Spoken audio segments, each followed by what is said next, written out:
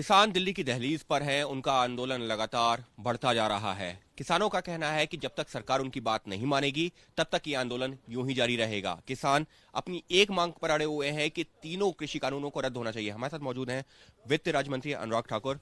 अनुराग जी, आप लोग लगातार सरकार लगातार बातचीत कर रही है किसानों से, लेकिन किसान कह रहे हैं उनकी एक ही मांग कि तीनों कृषि कानून रद्द हों। देखिए, लोकतंत्र में सबसे बड़ी अवसर है बातचीत से समस्या का समाधान करना। और यहाँ तो किसानों के हित में 3 बिल पास किए गए। अगर आप पिछले 6 वर्ष भी मोदी सरकार के देखें तो कृषि मंत्रालय का नाम बदल के किसान कल्याण मंत्रालय साथ में जोड़ा गया। किसानों की आय दुगना करने का संकल्प लिया 2022 तक। जो पहले की सरकारें नहीं कर पाई, हमने करके दिया। स्वामीनाथन कमेटी को लागू किया, लागत प्लस 50% मुनाफा दिया।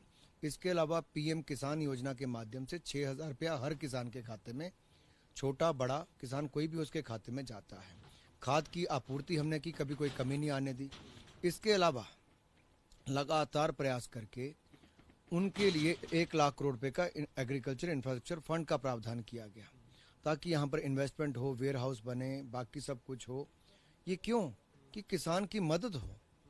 लेकिन मुझे लगता है कुछ लोग किसान भाइयों को गुमराह कर रहे हैं। मेरा किसान भाइयों से निवेदन है, सरकार बातचीत करे, आप बातचीत कीजिए।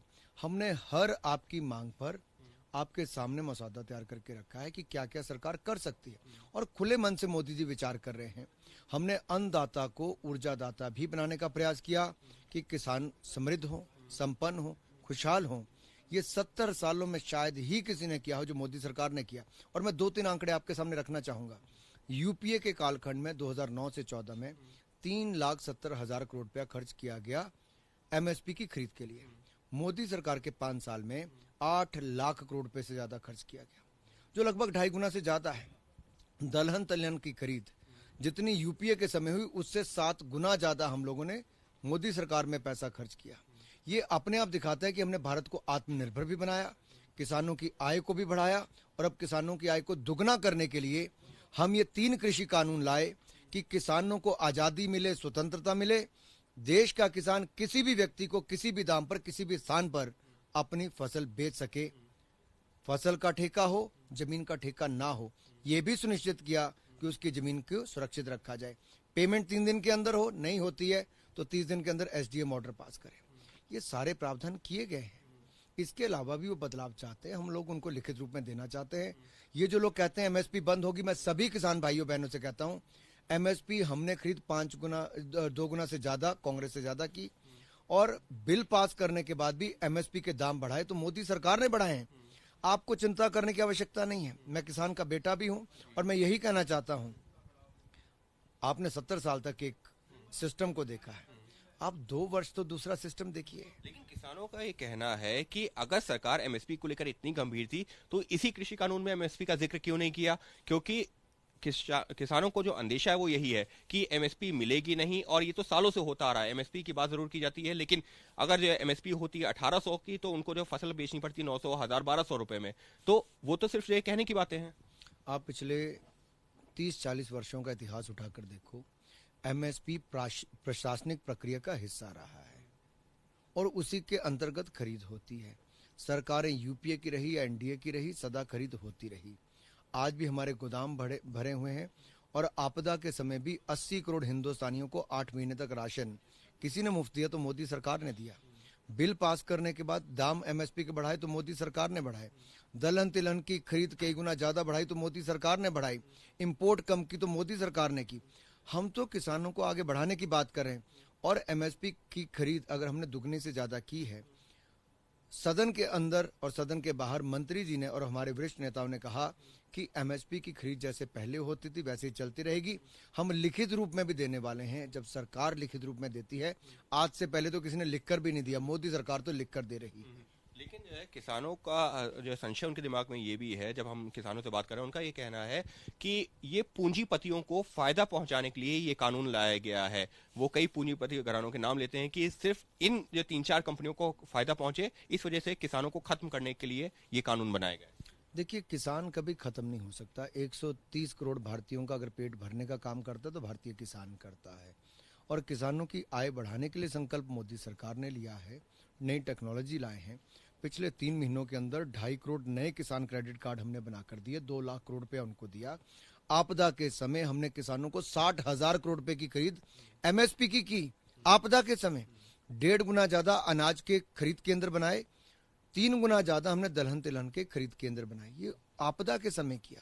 96,000 करोड़ हमने बैंकों से आपदा के समय दिलाए। कुल मिलाकर जितना यूपीए के समय बैंकों से पैसा मिला था उससे 3 गुना ज्यादा पैसा किसानों को हमने एनडीए के समय दिया बैंकों के माध्यम से। हम टेक्नोलॉजी का उपयोग कर रहे हैं, किसानों को आगे बढ़ाने का काम कर रहे हैं। किसानों के मन में 1% चिंता नहीं होनी चाहिए। औद्योगिक घरानों से हमारा दूर दूर का कोई रिश्ता किसी का नहीं है। हम केवल किसान के हित में सोचते हैं।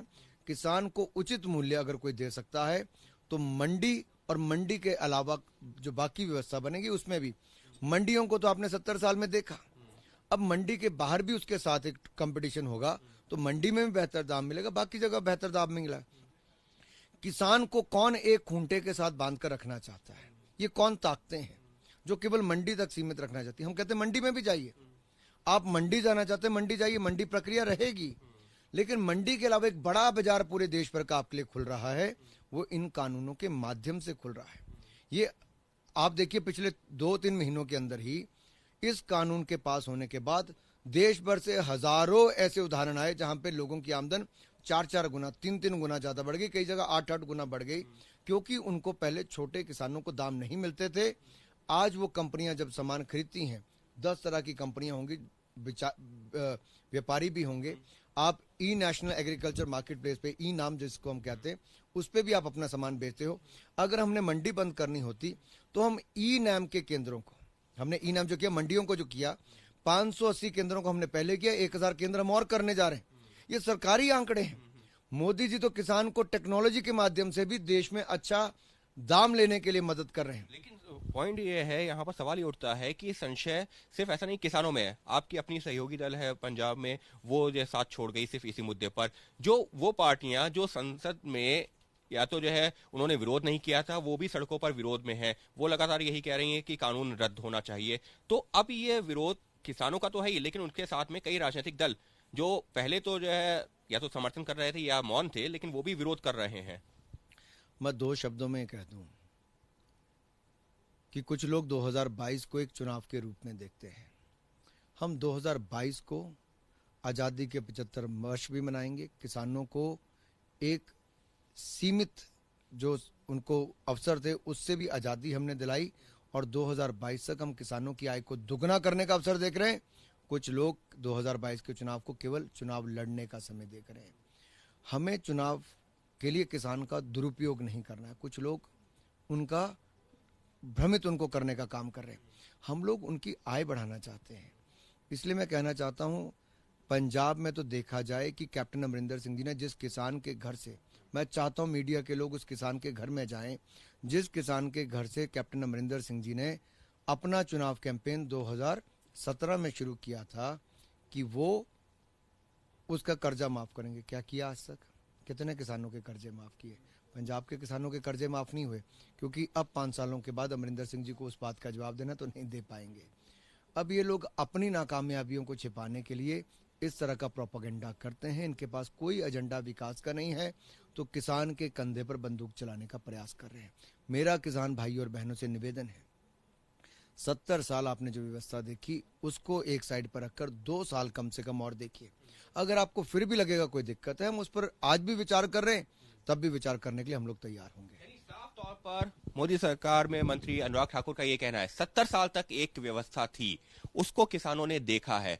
अगर उसको देखा है तो ये जो नया कानून आया है इसको भी 2 साल का मौका दिया जाना चाहिए। अभी जो विरोध प्रदर्शन हो रहा है वो तब भी हो सकता है अगर वो उनके हक में नहीं होता है, लेकिन कम से कम मौका तो दिया जाना चाहिए। किसानों की जो मांगे हैं उस पर सरकार ने विचार किया है, उनको लिखित प्रपोजल भी भेजा है, लिहाजा अब किसानों को देखना चाहिए कि किस तरीके से ये नया कानून उनके हित में हो सकता है। लेकिन उसके लिए वो तभी देख पाएंगे जब इस कानून को कम से कम साल 2 साल के लिए अपनाएंगे। तो फिलहाल सरकार लगातार किसानों से यही अपील कर रही है कि उनकी बात मानी जा रही, संशोधन करने को भी तैयार है, लेकिन कानून के ऊपर भरोसा रखें क्योंकि ये कानून उनके ही हित में बनाया गया है। कैमरा पर्सन मनोज अधिकारी के साथ अंकित गुप्ता, एबीपी न्यूज, श्रीनगर।